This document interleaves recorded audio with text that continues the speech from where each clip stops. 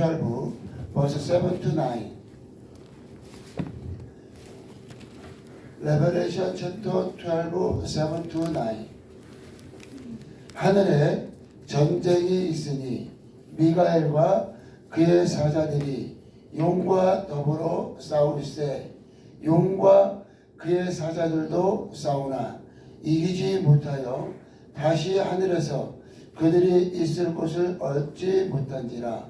큰 용이 내쫓기니 옛뱀 마귀라고도 하고 사탄이라고도 하며 온 천하를 꿰는 자라. 그가 땅으로 내쫓기니 그의 사자들도 그와 함께 내쫓기니라. 아멘. 전쟁이 하늘에서부터 시작이 됐고, 그리고 죄가 하늘에서부터 시작이 된 거예요. 보통 이제 사람들은 죄가 아담으로부터 시작이 됐다고 생각을 하지만, 아담으로부터 죄가 시작된 것이 아니라 하늘에서부터 죄가 시작이 돼서 그 큰 용이 마귀 사탄 같은 말인데, 하늘에서 쫓겨난 거죠. 요한일서 3장 8절에 보면 하나님의 아들이 이 땅에 오신 것은 마귀의 일을 멸하려 하십니다. 그래서 이 하늘에서 쫓겨난 큰 용, 마귀 사탄, 그래서요 하늘에서 하나님의 아들이 오신 거예요. 하늘에서 쫓겨난 사탄 마귀의 일을 멸하시러 예수께서 오셔서 마귀의 사망 권세를 깨셨고, 마침내는 영원한 불못에 들어가게 되는데, 그 말씀이 어디 있느냐? 마태복음 25장. 마태복음 25장에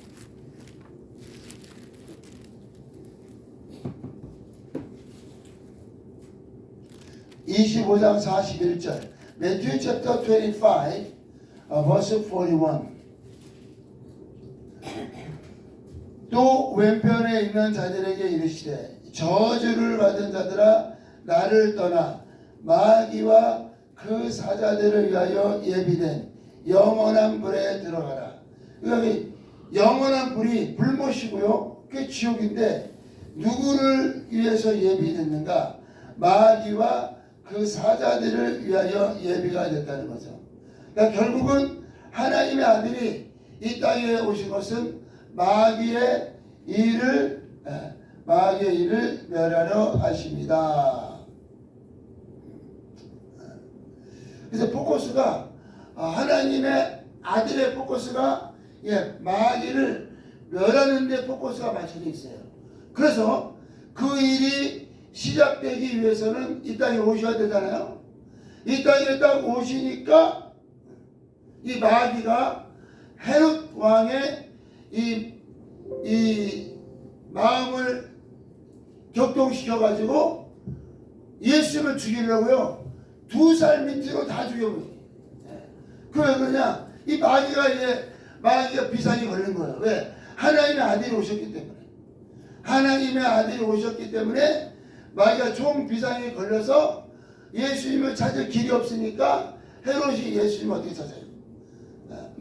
하나님이 사람을 쓰시는 것 같이 마귀도 사람을 쓰는데 헤롯이 예수님을 어떻게 찾아요? 그래서 그냥 2살 밑으로 그냥 다 죽여라. 그리고 예수께서 피하셨죠. 이제 이 광야에서 40일 금식 기도를 하신 후 마귀가 또 왜 마귀가 예수님을 아기 때 죽이는 걸 실패했잖아요.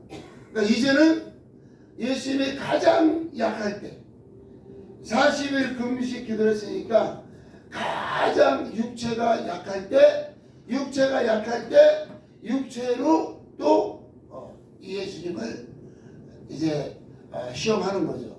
그래서 결국은 이제 사람이 살아있어도 정신과 마음이 또 죽으면 끝난 거잖아요.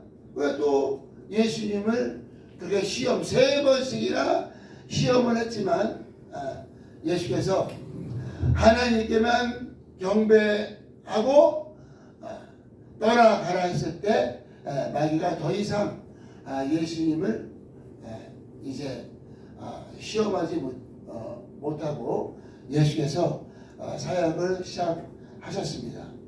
마태복음 12장에 보면은 마태복음 12장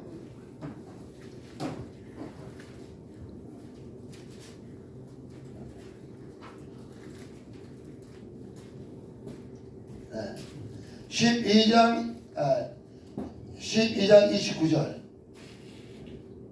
사람이 먼저 강한 자를 결박하지 않고서야 어떻게 그 강한 자의 집에 들어가 그 세간을 강탈하겠느냐. 결박한 후에야 그 집을 강탈하리라. 그러니까 결국은 이 마귀가 이 아담과 하와를 잡아먹었기 때문에 그 진자는 이긴 자의 종이다. 그러니까 인류는요 죽기를 무서함으로 종노릇하는 자로 완전히 타락해버린 겁니다. 그러니까 완전히 마귀의 소나기, 마귀의 사망 권세에서 나올 수가 없죠. 그러면 그 마귀의 소나기에 있는 인류를 구원하시려면 첫 번째 어떻게 해야 돼요? 마귀를 깨야 되는 거예요. 마귀의 머리를 깨야 그 안에 있는 인류를 구원할 수 있는데 지금 그 말씀하시는 예수께서 그래서 하나님의 아들이 이 땅에 오셔서 마귀의 일, 사망 권세를 깨시고 그 안에 있는 인류를 구원하시는 그것이 바로 이 하나님의 아들이 오신 일이시고요. 창세기 2장 17절 제네시스 챕터 2 버스 17 매튜 여기서 그 구글 트랙스를 하고요. 네. 여기 여러분들 여기 앉아 있어요.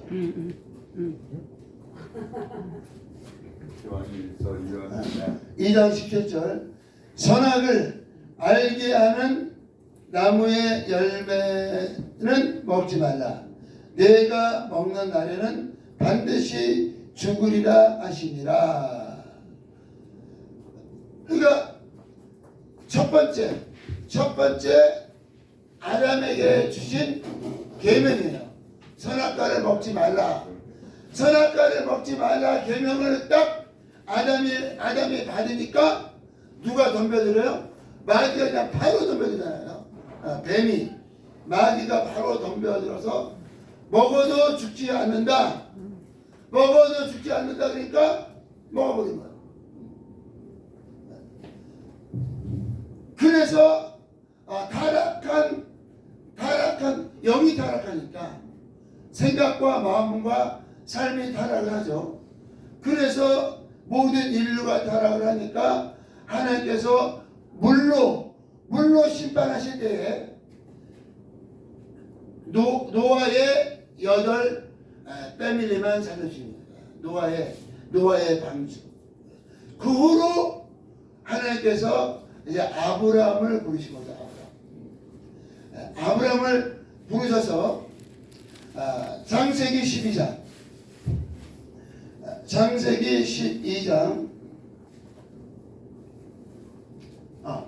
제임스 커밍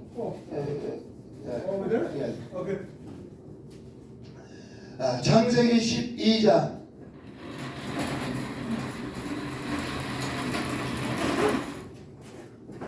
창세기 12장 2절 내가 너로 큰 민족을 이루고 내게 복을 주어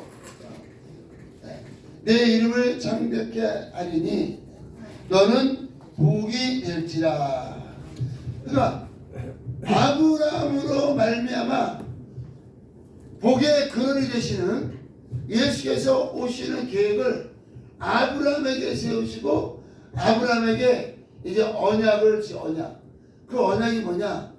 언약이요, 인류 구원에 대한 언약인데, 구체적으로 창세기 22장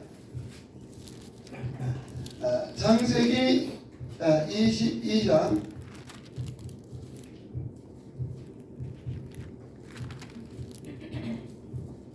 2장 18절, 창세기 22장 18절, 또 내 씨로 말미암아 천하 만민이 복을 받으리니, 내 씨로 말미암아 천하 만민이 복을 받는다. 그러니까 아브라함의 씨로 말미암아 예수께서 오셨잖아요. 그러니까 예수님으로 말미암아 천하 만민이 복을 받을 거라는 언약을, 아브라함의 언약을 주시고, 거기 17절 말씀 보면요, 내가 네게 큰 복을 주고 내 씨가 크게 번성하여 하늘의 별과 같고 모래와 같게 하리니 내 씨가 대적의 성문을 차지하리라. 내 씨가, 그러니까 예수께서 대적의 마귀의 사망의 문을 예수께서 부활하실 때 깨버린 것. 그러니까 예수께서 부활하시지 아니하시면 모든 인류는 사망 권세에 있을 수밖에 없는데, 예수께서 부활하심으로 사망의 문, 사망 권세를 그냥 깨시고 부활하셔서, 그래서 모든 인류에게 구원의 길이 열렸습니다. 그러니까 첫 번째, 마귀가 하늘에서 범죄해서 떨어졌고, 그 다음에 아담에게 계명을 줬는데 마귀가 시험함으로 아담이 타락했고, 그런데 그걸로 끝난 것이 아니라 아브라함을 부르셔서 언약을 주셨는데, 그 언약의 증거로 할례를 할례. 그래서 이스라엘 사람들이 지금도 할례를 받아야 돼. 자기들이 약속의 자손인데, 약속을 받았다는 거예요. 약속을 받았다. 그래서 할례를 받아. 구약 성경은 그리고 이제 모세에게 십계명을 준 거죠. 이제 본격적인 계명을 준 거예요. 본격적인 계명을, 나 외에 신이 없고 우상을 만들지 말고 절하지 말고 내 이름을 망령되이 펼지 말라.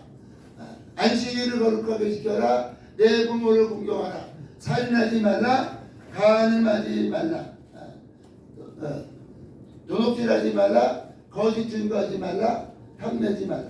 그래서 결국은 계명. 구약 성경이 뭐로 되어 있어요? 계명과 언약. 계명과 언약. 그런데 그 계명을 아담도 지키지 못했지만 이스라엘도 계명을 지킬 수가 없고, 인류는 계명을 지킬 수 있는 인류가 없어요. 그래서 아브라함에게 약속한 그 씨가 이제 때가 참에 그 하나님의 아들이 오신 거죠. 하나님의 아들이 오셔서 갈라디아서 4장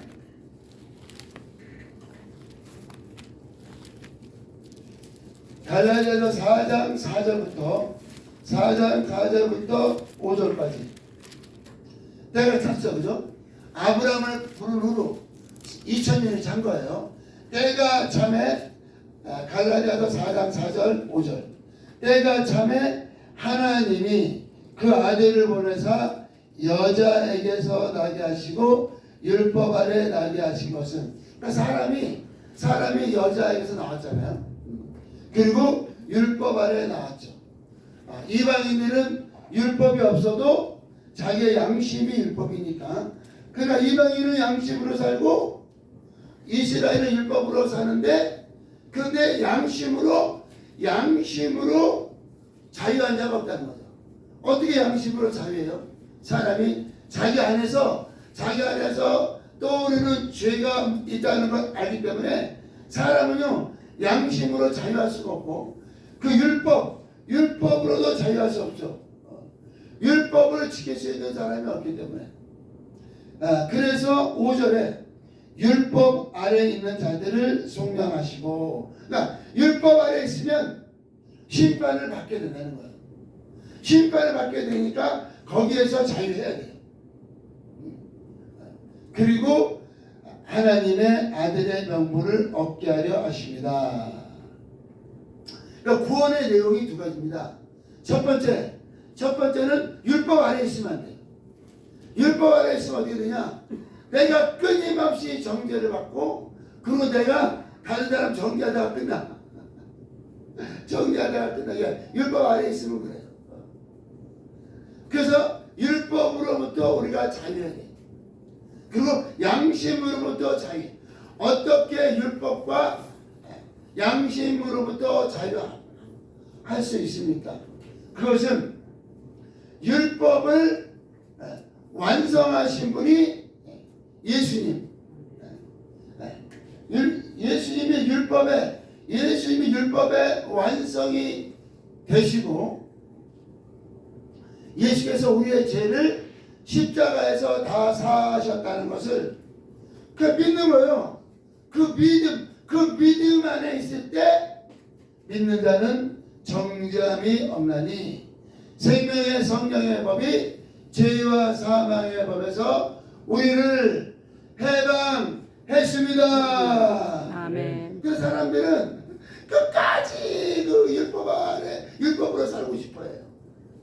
율법으로 살고 있어야 돼. 마귀가 끝까지. 그러니까 율법 아래에 있으면 어떻게? 율법 아래에 있는 것과 양심 아래에 있는 것이 같은 거예요. 율법 아래에 있고 양심 아래에 있으면은 끊임없이 자기가 정죄를 받아요. 첫 번째. 두 번째, 끊임없이 다른 사람을 판단해요. 정죄해요. 그러니까 정죄하는 자는 정죄를 받나니. 왜 정죄하는 자가 정죄를 받는가? 그거는 이 사람이 율법과 양심으로 자유하지 못한데 내가 다른 사람을 정죄하고 있어요. 그 똑같은 죄를 내가 지고 있다는 거예요. 그러니까 당연히 나는 내가 저기 어떤 사람이 저기 길 가던 누구를 죽였다고 그래요. 그러니까 뉴스에 났어요. 그래가지고 저 나쁜 사람 어떻게 사람을 죽이냐. 감옥에 들어가서 그 사람은. 그래가지고 막 그 사람이 못됐다고 동네방네 그냥 그렇게 못된 사람이 그냥 어떻게 사람을 죽이냐고 하고 다녀요. 그런데 이제 자기가 살다 보니까 어떤 사람이 자기 집에 있는 모든 걸 다 훔쳐갔어요. 다 훔쳐갔는데 그 훔쳐간 사람이 누군 거를 알았어요. 알았는데 그 사람이 막 시침이 떼고, 그리고 그 훔쳐간 거 다시 안 주고 오히려 안 가져갔다고 그래요. 그러면 내가 그 사람을 사랑한다 하겠어요? 미워하죠. 와 저걸 어떻게 머리를 깨고 가서 낚시 갖고 오라. 그래서 근데 실제로 그 사람이 머리를 안 깼어요. 그래도 마음에 그 사람을 미워하면 그게 살인이라는 거예요. 그래서 율법과 양심으로 사람을 정죄하면 자기도 똑같은 정죄를 받을 수 있는 이유가 뭐냐? 그 사람이나 나나 똑같다. 모든 인류가 똑같다고 보면 돼요. 모든 인류가 다 똑같기 때문에 율법과 양심으로 살면은 멸망할 수밖에 없어요. 율법과 양심으로 살면은 심판과 정죄를 받을 수밖에 없어요. 그래서 예수님의 일은 뭐냐? 그 율법을 십자가에 못 박는 것이 예수님의 일이에요. 사망은 십자가에 못을 박아야 되고, 그리고 율법을 십자가에 못을 박아야 돼요. 골로새서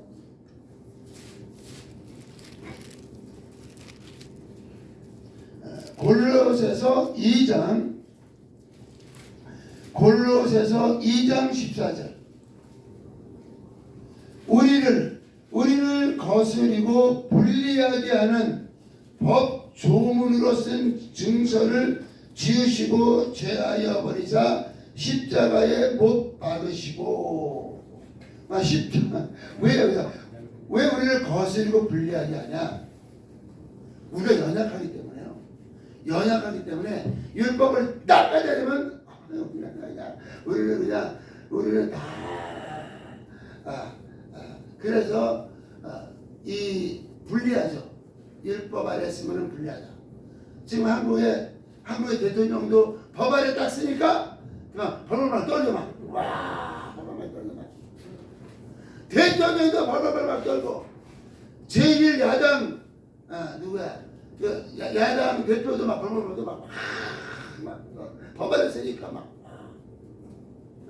트럼프도 법 아래 쓰니까 대통령 되기 전에 막 야 이거 이래다가 내가 날아가는 거 아니냐.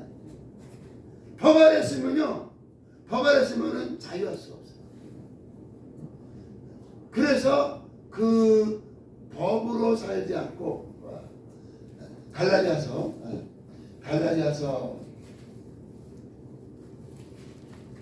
5장 18절. 그러면 법으로 안 살면 뭐로 사느냐 도대체. 살 게 있어야 되잖아요. 법으로 안 살면, 법과 양심으로 안 살면 뭐로 살아야 되냐? 5장 18절.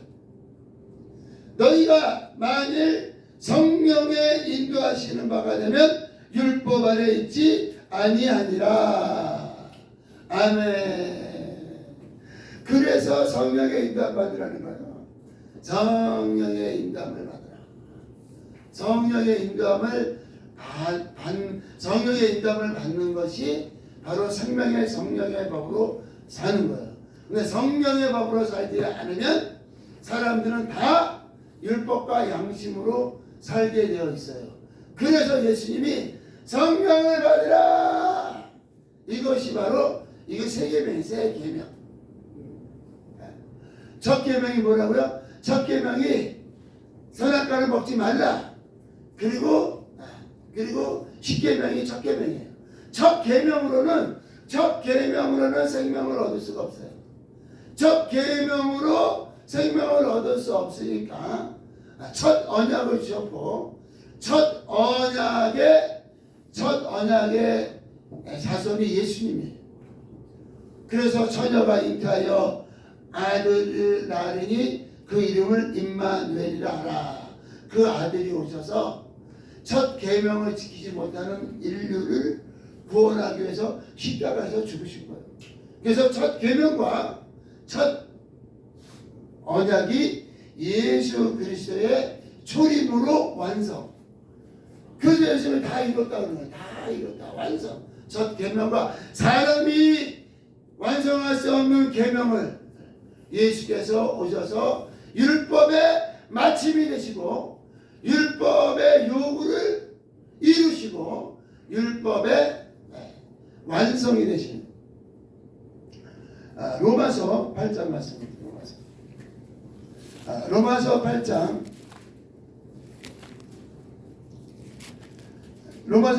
3절.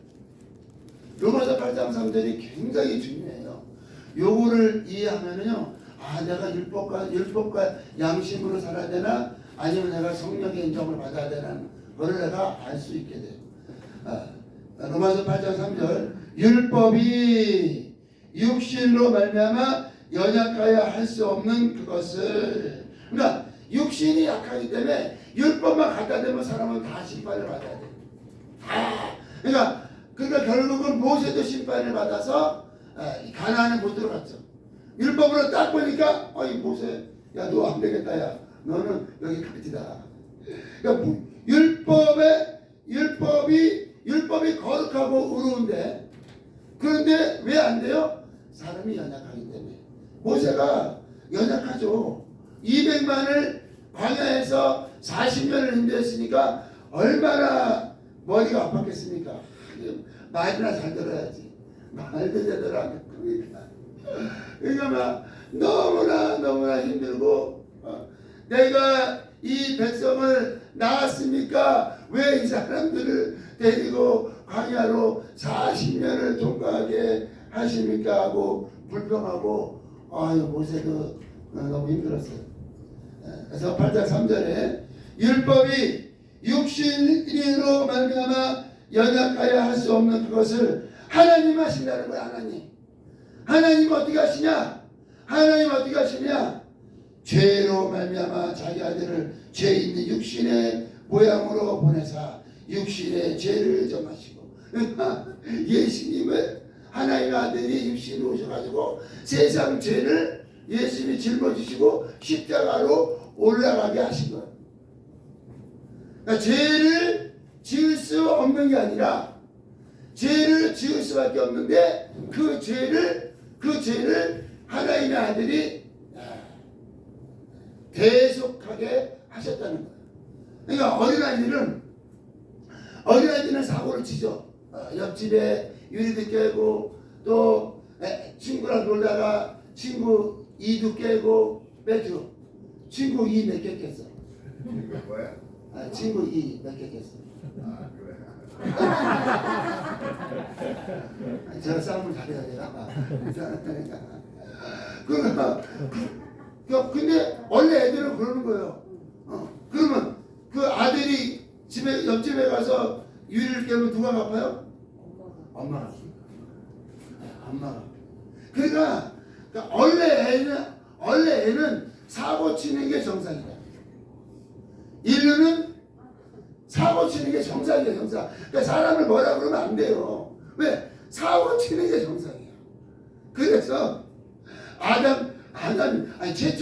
최초에 인류부터 사고를 쳤는데, 최초에 인류부터 사고를 쳤고, 그리고 또 가인도 아들을 죽였고, 그리고 이 율법을 받은 이스라엘도 얼마나 사고를 쳤습니까? 사고를 하도 치니까 그냥 이 바벨론을 통하여 이 남유다를 그냥 70년을 포로로 됐고, 왜? 사고 너무 치니까요 70년을 감옥 생활하는 거야. 70년에 사고 너무 치면은 감옥에 있잖아요. 매튜 감옥 몇 번 갔어?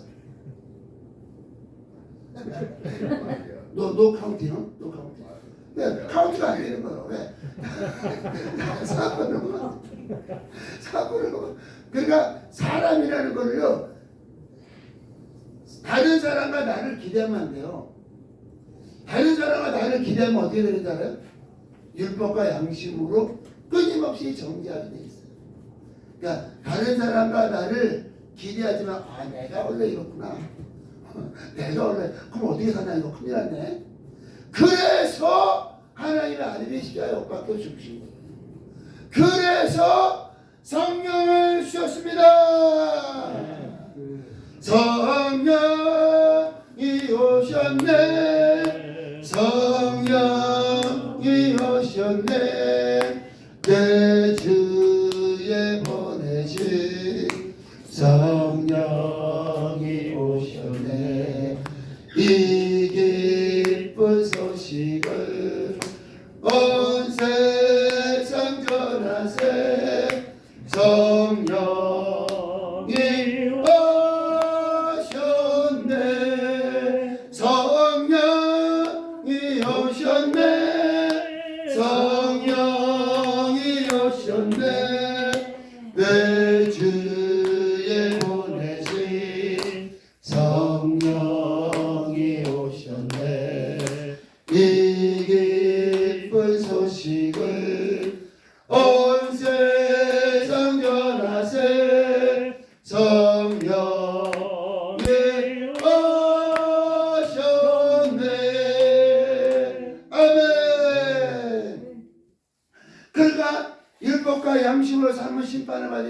성령을 보내셔서 성령으로 기도하게 하시고 성령으로 전도하게 하시고 성령으로 필립보서 3장 3절에는 성령으로 봉사하게 하시고 그래요. 성령으로 살게 하신 거예요. 아까 갈라디아서 5장 18절 말씀 읽었잖아요. 성령으로 인도하심을 받는 자는 율법 아래 있지 아니하나니. 그러니까 성령께서 임하시지 아니하면요 우리는 율법과 양심으로밖에 살 수가 없다는 거예요. 성령이 제자들에게 임하기 전에 제자들이 3년을 예수님을 따라갔지만 자기들의 생각과 자기들의 양심으로 생각하니까 더 이상 예수님을 따라가면 내가 손해를 볼 것 같다. 그러다 도망가는 거예요. 그런데 성령이 임하시니까 예수님이 나의 주님이시고 예수님이 나의 하나님이신데 내가 내 목숨을 다하여 예수님을 따라가기 원합니다. 성령을 받으니까 집에 있는 물을 다 빨아서 사도들 발 앞에 놓고 자기 것을 제 것이라고 한 사람이 하나도 없이 그냥 사는 거야. 왜 그 일이 어떻게 일어났어요? 성령이 임하시니까 성령이 그거를 잊어버렸어요. 로마가 개톨릭이 되고 그러면서 1000년 이상의 그거를 잊어버리고 1500년간 그 이상 잊어버렸을 때 저기 조그만 방에서 윌리엄 시모 목사님이 이 몇몇 안 되는 성도들과 기도할 때에 성령께서 그들의 심령을 감동하사 그들이 방언을 말하기를 시작하시고 그가 성령께서 역사하시니까 이제 이 24시간 예배를 드리고 또 성령께서 역사하시니까 병든 자가 치료받고 귀신이 떠나가고 성령의 역사하심으로 지금까지 온 거고요. 지금이 마지막 대부흥의 역사심이 일어나는 지금 마지막 끄트머리에 지금 우리가 와 있는데 결론은 뭐냐? 성령께서 일을 하시는 거예요. 성령께서 예수께서 너희가 지금은 감당하지 못하나 감당을 못한다는 거예요.